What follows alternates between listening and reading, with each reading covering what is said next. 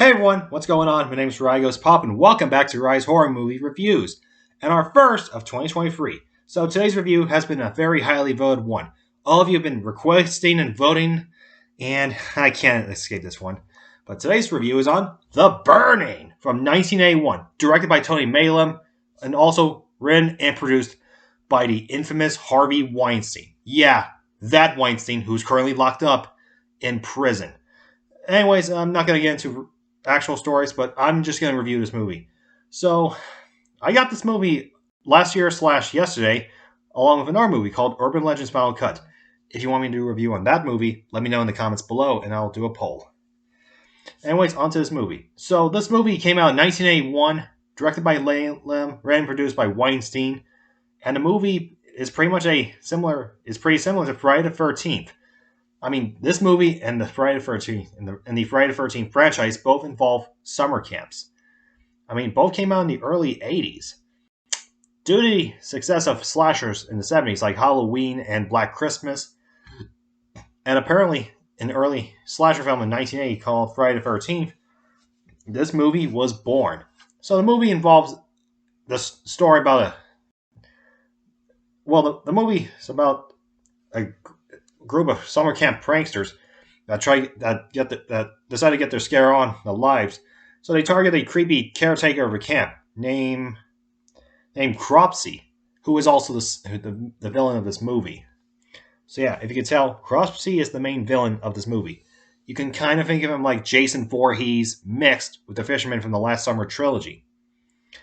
But unlike Jason, who has his machete, Cropsy uses garden shears. Like, yikes. Here I thought Roy Burns was bad enough. Anyways, after a prank backfired, Cropsy was burnt alive, but he survived. So he took his anger out on everyone, starting off with a street person, and later with summer camp, and later with a group of campers in a summer camp. But there was just so the movie played out very similar to Friday the 13th, in which the movie's just graphic, dirty, and kind of gory for a movie in the early 80s. The one scene that really caught everyone's attention was that infamous raft scene. You know, raft like something that floats on the water. So yeah, that scene became very well known in the movie.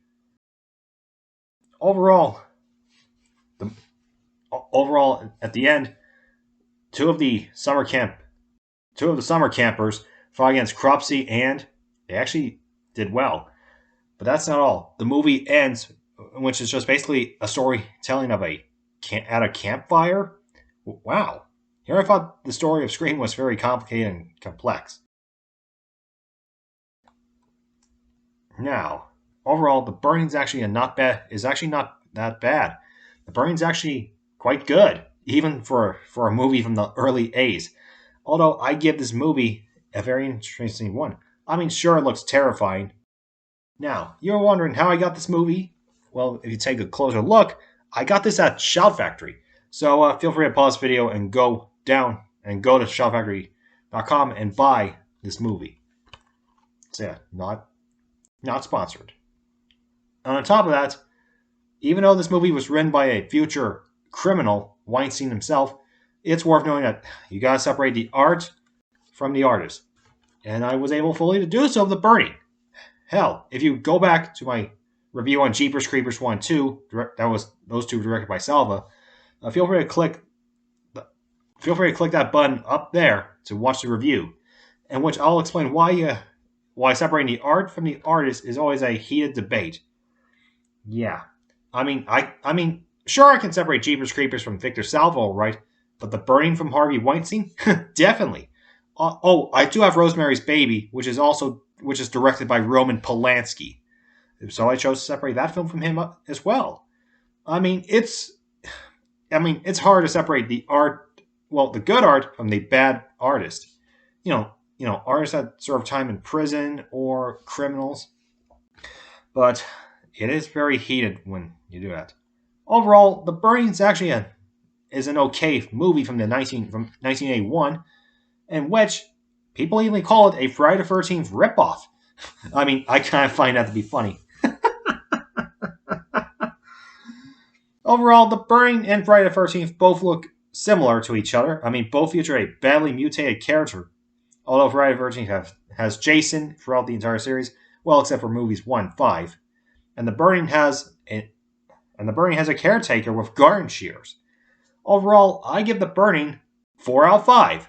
Not bad. And thus, this concludes our first review in 2023 and on The Burning, the most highly voted movie of all time. Thank you for all your votes. And which movie in my collection you want me to do a review on in the future? Let me know if your suggestions in the comments below, or I'll do a poll. Either one works. Until then, take care, you guys. Goodbye. Stay poppin', stay safe, and take care out there this year. Peace.